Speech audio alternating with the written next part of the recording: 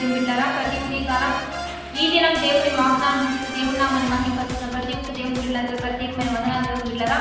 ఈ దినం దేవుడు మనతో ఏ బాగుంటున్నారు చూద్దాం. పరిశుద్ధ లేఖన గ్రంథం నుంచి రాసిన మొదటి గ్రంథము 18వ అధ్యాయము 38వ వచనం చదువుకుందాం.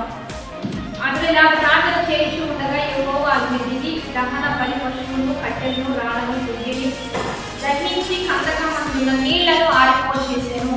అతడు ఇలా ప్రార్థన చేస్తూ ఉండగా ఆకాశం నుండి అగ్ని వచ్చి కట్టెలను గంధకమును నీళ్లను అక్కడున్న బలి పశువులు కట్టెలను రాళ్లను మరి దహింప చేస్తూ నీళ్లను ఆరిపోచేసినట్లుగా మనం ఇక్కడ చూస్తూ ఉన్నాం. దేవుడు వింటారా, అతడు ప్రార్థన చేస్తూ ఉండగా ఈ గొప్ప కార్యం జరిగింది. మనం ప్రార్థన చేస్తున్నప్పుడు కూడా ఈ కార్యం జరిగించబడాలి అని ఈరోజు దేవుడు మనతో మాట్లాడుతున్నాడు. ఎందుకంటే ఏలియా ప్రార్థిస్తూ ఉంటే ఏవైతే నీకు పాడు చేయాలని చూస్తున్నాయో వాటన్నిటి మీద అగ్ని కుమరించబడాలి అంటే, నీళ్లు కూడా ఆరిపోజేసే అంత బలమైన అగ్ని దిగాలి అంటే నీవు కూడా ఆశ కలిగి ప్రార్థించాలి. ఆశ, విశ్వాసము, రెండవ పట్టుదల ఇవన్నీ కూడా కలిగి ప్రార్థించే వారి వల్ల కొన్ని గొప్ప కార్యాలు జరుగుతాయి. ప్రార్థన అంటే ఏదో మనవంటి మనుషులే కాబట్టి అసలు ఆశతో ప్రార్థిస్తూ ఉండగా ఏ కార్యమైతే జరిగించబడిందో, ఏ అద్భుతమైతే అక్కడ ప్రారంభించబడిందో మనందరం కలిసి ఇదే ప్రార్థన చేస్తూ ఉండగా ఇదే అద్భుత కార్యం పరలోక మహిమ కుమ్మరించబడే విధానంలో మనమందరం దేవుడు పెట్టారా. కాబట్టి నీ కుటుంబంలో ఎదుగుతున్న ఏ దుష్టుడైనా, ఏ సాధారణైనా, ఏ వ్యతిరేకమైన, ఏ నష్టమైన అక్కడ గొప్ప కూలిపోవాలి అంటే, ఎక్కడికక్కడ పతనమైపోవాలి అంటే ఏరియా వాళ్ళ దేవుని పక్షాన లేచేవారు దేవునికి కావాలి.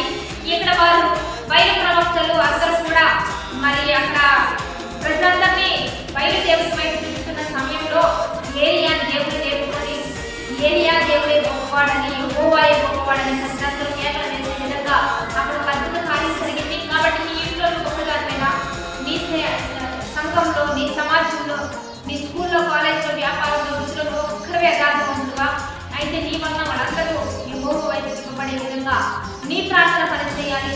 నీ భర్త దేవుని వైపు తిరగాలి, నీ బిడ్డలు దేవుని వైపు తిరగాలి.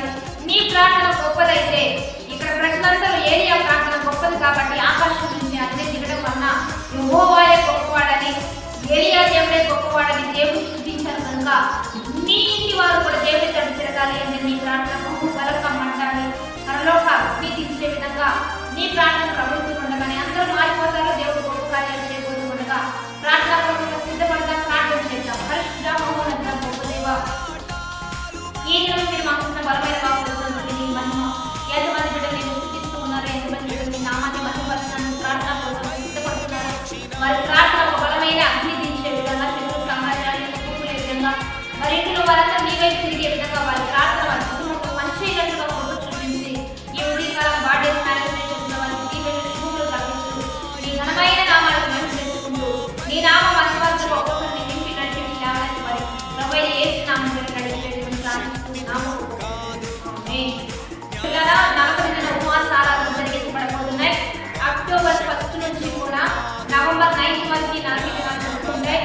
పగలు మరి 10 గంటలకు ప్రారంభించబడుతుంది. మీరందరూ రండి, మనందరం కలిసి దేవుని నామములో నిబంధన వ్యాధి బాధలు అనారోగ్యం అస్వస్థత నింద బాధ వ్యతిరేకత నష్టం కుంగిపోయే విధానం కుటుంబం కలిపి వేదనతో కుంగిపోతున్న వారందరూ కలుసుకోవచ్చు. మీ అందరికీ ప్రత్యేకమైన ప్రేమపూర్వకమైన ఆహ్వానాన్ని మాట్లాడుతున్న నుంచి ప్రత్యేకంగా మిమ్మల్ని ఆహ్వానిస్తూ ఉండగా